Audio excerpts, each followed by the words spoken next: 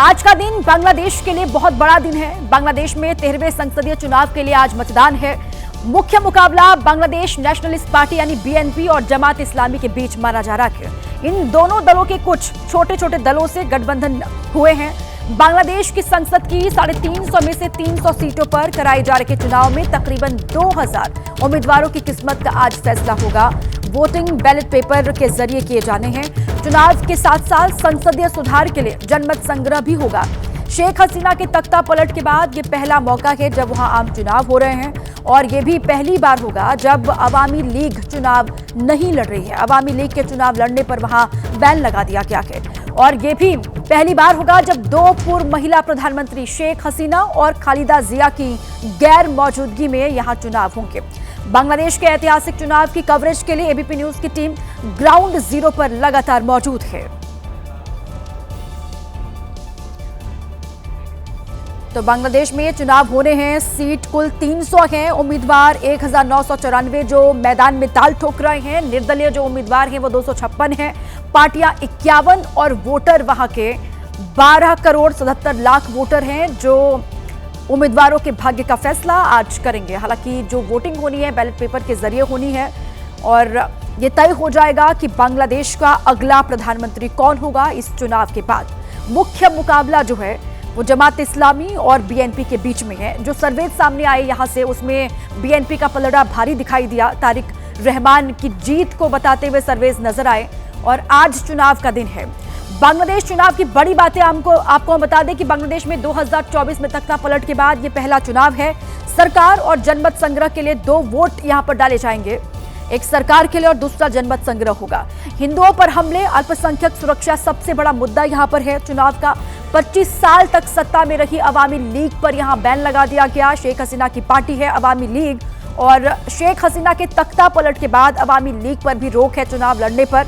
खालिदा जिया के निधन के बाद बेटे को पार्टी की कमान सौंपी गई है। तारिक रहमान और बीएनपी से अलग होकर जमात इस्लामी मैदान में है। जेनजी की पार्टी एनसीपी भी चुनाव में कड़ी टक्कर दे रही है। यहाँ पर जेनजी क्रांति से सरकार गिरने के बाद दुनिया का पहला ये चुनाव है। नई सरकार तय करेगी भारत का दोस्त बनना है बांग्लादेश को या फिर चीन या पाकिस्तान का प्रॉक्सी बनना है। हिंसा रोकने के लिए चुनाव में सेना को मजिस्ट्रेट पावर भी दिया गया है। तो बांग्लादेश चुनाव में इस बार क्या होने जा रहा है, पूरी दुनिया की नजरें हैं। बीएनपी प्लस 10 दलों के गठबंधन का नेतृत्व है। जमात इस्लामी 11 दलों के गठबंधन का नेतृत्व है। एनसीपी जो है जो मैदान में है चुनाव के दौरान, जेनजी की पार्टी इसको कहा जा रहा है, जमात के साथ ये है। और आधी आबादी बांग्लादेश की 30 साल से कम की है और इसीलिए यहाँ जो चुनाव हो रहे हैं आम चुनाव उसको जेनजी का चुनाव कहा जा रहा है। जो प्रधानमंत्री बनेगा बांग्लादेश का उसको जेनजी ही चुनेंगे ये कहा जा रहा है। आज का दिन बांग्लादेश के लिए बहुत बड़ा दिन है। बांग्लादेश में 13वें संसदीय चुनाव के लिए आज मतदान है। मुख्य मुकाबला बीएनपी और जमात इस्लामी के बीच होना है। तो ये बड़ी खबर, 13वें संसदीय चुनाव के तहत मतदान होगा। बीएनपी और जमात इस्लामी के बीच में सीधा मुकाबला है। इन दोनों दलों के कुछ छोटे छोटे गठबंधन भी हैं दलों के साथ में। बांग्लादेश की संसद की 350 में से 300 सीटों पर चुनाव कराए जा रहे हैं। तकरीबन 2000 उम्मीदवारों की किस्मत का फैसला आज होगा। वोटिंग बैलेट पेपर के जरिए होनी है। चुनाव के साथ साथ संसदीय सुधार के लिए जनमत संग्रह भी वहां पर होगा। शेख हसीना के तख्ता पलट के बाद ये पहला चुनाव है जो बांग्लादेश में हो रहा है और ये भी पहली बार होगा जब अवामी लीग चुनाव नहीं लड़ रही है। ये भी होगा पहली बार जब 2 पूर्व महिला प्रधानमंत्री शेख हसीना और खालिदा जिया की गैर मौजूदगी में यहां पर आम चुनाव हो रहे हैं। बांग्लादेश के ऐतिहासिक चुनाव की कवरेज के लिए एबीपी न्यूज की टीम ग्राउंड जीरो पर मौजूद है जो आपको वहां की हर एक जानकारी लगातार देती रहेगी। तो चुनाव की बड़ी बातें यह है कि बीएनपी और जमात इस्लामी के बीच में सीधा मुकाबला यहां पर होना है और पहली बार खालिदा जिया और शेख हसीना की गैर मौजूदगी में यहां चुनाव हो रहे हैं। 30 साल से कम की आधी आबादी जो है वो 30 साल से कम की है यहाँ, इसीलिए कहा यह जा रहा है कि जेनजी वाला ये चुनाव यहाँ पर होना है।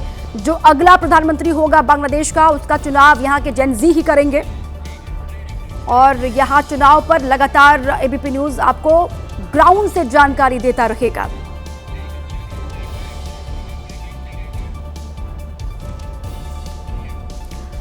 खबरों में आगे बढ़े, एक और बड़ी खबर आपको हम बता दें। आज देश भर में मजदूर संगठनों की हड़ताल है। किसान और मजदूर विरोधी नीतियों के खिलाफ यह हड़ताल है। बड़ी खबर, आज देश भर में मजदूर यूनियन जो है वो हड़ताल पर रहेंगे। ये कहा जा रहा है कि किसान और मजदूर विरोधी नीतियों के खिलाफ ये हड़ताल होनी है। कॉर्पोरेट समर्थक नीतियों का भी विरोध किया जा रहा है।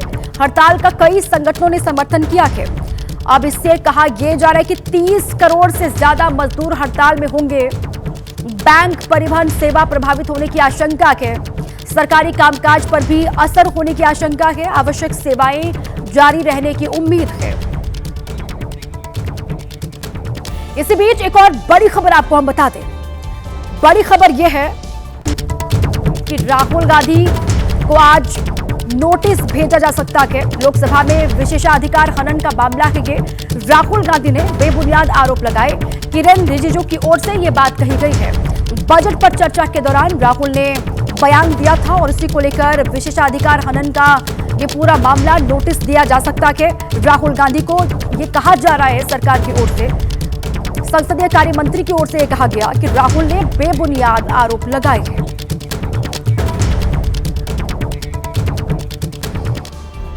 और इसी बीच एक और बड़ी खबर आपको हम बता दें, इसी से जुड़ा हुआ ये पूरा मामला है। बड़ी खबर, राहुल गांधी के बयान पर हरदीप सिंह पुरी का जवाब भी आ गया है। केंद्रीय मंत्री हरदीप सिंह पुरी ने जवाब दिया कि एपस्टीन से 3-4 बार उनकी मुलाकात हुई है। यह हरदीप सिंह पुरी की ओर से कहा गया कि डेलीगेशन के साथ एपस्टीन से मिला था।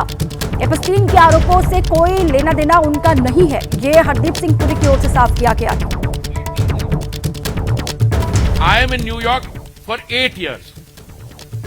Okay, we are talking about the period 2009 May, when I joined as India's ambassador to the UN in New York, and when I became a minister in 2017.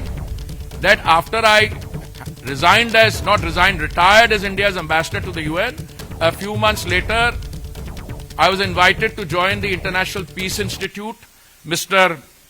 Epstein, and it is as part of a delegation of the IPI or the ICM that I met Mr. Epstein on a few occasions, 3 or maximum 4.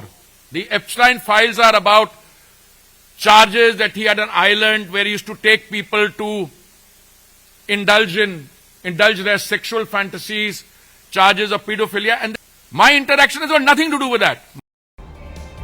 14 फरवरी का जहां प्रेमी Valentine day का बेसब्री से इंतजार कर रहे हैं, तो वहीं हिंदुवादी संगठनों ने भी इसे रोकने के लिए अपनी तैयारी पूरी कर ली है। मध्य प्रदेश के सागर में शिवसेना ने वैलेंटाइन डे के खिलाफ मोर्चा खोल दिया है। शिव सैनिकों ने बाकायदा पहलवान बाबा मंदिर में लट्ठों में चमेली और सरसों का तेल पिलाकर उनका पूजन किया। शिव सैनिकों ने चेतावनी दी कि अगर पार्क, होटल, धार्मिक स्थलों पर अश्लीलता फैलाई गई तो इन्हीं लट्ठों से उनकी खबर ली जाएगी। यही नहीं, दीवारों पर पोस्टर भी चिपकाए गए और लिखा है, जहां मिलेंगे बाबू सोना, तोड़ देंगे कोना कोना। 2-3 दिन पहले से ही शिव सैनिकों ने तैयारी कर ली है। पार्क, रेस्टोरेंट, प्रेमी स्पॉट, जहां पर अश्लील हरकतें करते पाए जाने वाले प्रेमी युगलों के खिलाफ आज शिव सैनिकों ने डंडों में तेल पिलाया है। फिलहाल शिव सैनिकों की चेतावनी से प्रेमी युगलों में डर का माहौल है। हालांकि सवाल कानून व्यवस्था पर भी उठ रहे हैं। वैलेंटाइन वीक में लोग एक दूसरे से प्यार का इजहार कर रहे हैं। इस बीच यूपी के मऊ में एक लड़की ने खौफनाक कदम उठा लिया और अब इसका वीडियो वायरल हो रहा है। इश्क में मात खा चुकी इस लड़की ने पुल से सरयू नदी में छलांग लगा दी, लेकिन तभी मछुआरे वहां पहुंच गए और इस लड़की को नाव पर खींच लिया।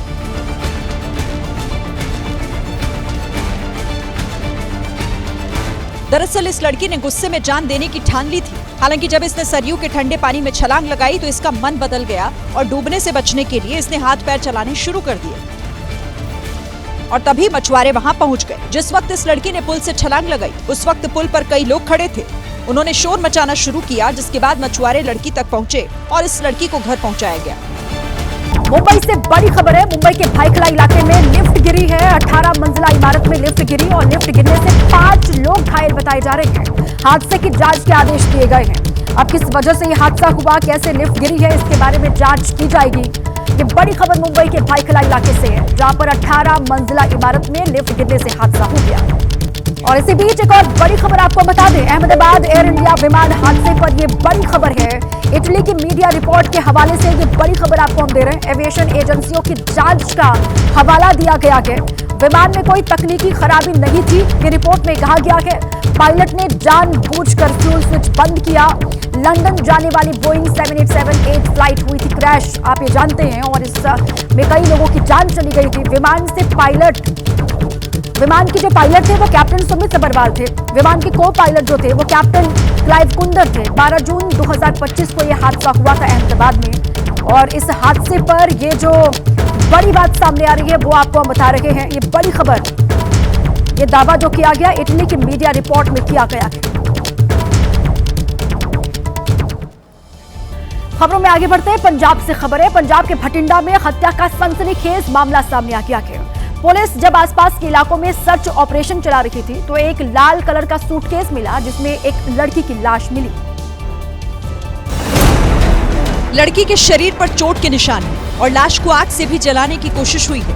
फिलहाल डेड बॉडी को सिविल अस्पताल की मोर्चरी घर में रखवा दिया गया है। पुलिस को लड़की की गर्दन के पास एक टैटू मिला है, जिसमें काकू लिखा हुआ है। पुलिस अब लड़की की पहचान के लिए उस टैटू वाले को खोज रही है, जहां पर ये टैटू बनवाया गया था। ਫੋਰੈਂਸਿਕ ਟੀਮ ਬੁਲਾਈ ਹੈ, ਡੌਗ ਸਕੁਐਡ, ਫਿੰਗਰਪ੍ਰਿੰਟ ਸਾਰੇ ਪਹਿਲੂਆਂ ਤੋਂ ਅਸੀਂ ਜਾਂਚ ਕਰ ਰਹੇ ਹਾਂ ਵੀ ਕੋਈ ਗੱਡੀ ਦੇ ਵਿੱਚੋਂ ਇਹਨੂੰ ਥਰੋ ਕਰਕੇ ਗਿਆ ਹੈ। पहली नजर में पुलिस पूरे मामले को हत्या का मामला मानकर चल रही है। आरोपियों की तलाश के लिए शहर भर के सीसीटीवी खंगाले जा रहे हैं। देश में एक ऐसी सड़क तैयार हुई है जहां अगर तेज रफ्तार में कोई गाड़ी चलाएगा तो सड़क के किनारे संगीत बजने लगेगा। पायलट प्रोजेक्ट के तौर पर मुंबई में आधे किलोमीटर की सड़क को मेलोडी सड़क का स्वरूप दिया गया है। यह अनोखी सड़क मुंबई की कोस्टल रोड पर बनाई गई है और इसका उद्घाटन महाराष्ट्र के मुख्यमंत्री देवेंद्र फडणवीस ने किया है। कोस्टल रोड के नॉर्थ बाउंड कैरेजवे पर नरीमन पॉइंट से वर्ली की ओर जाने वाले हिस्से में ये रोड बनाई गई है। जो मार्किंग्स किए गए हैं, इन मार्किंग्स पर जब गाड़ी करीब 60 की स्पीड से चलती है तो उस समय हमको म्यूजिक सुनाई देता है, संगीत सुनाई देता है। अभी उसमें हम लोगों को जय हो जो गाना है वो गाना सुनाई दे रहा है। अलग अलग प्रकार का संगीत उसमें हम लोग कर सकते हैं। मेलोडी रोड का विचार सबसे पहले 2007 में जापान में सामने आया था। इसके बाद हंगरी, जापान, साउथ कोरिया और संयुक्त अरब अमीरात में भी ऐसी सड़कें बनाई गई। मुंबई की यह सड़क दुनिया की 5वीं और भारत की पहली मेलोडी रोड है।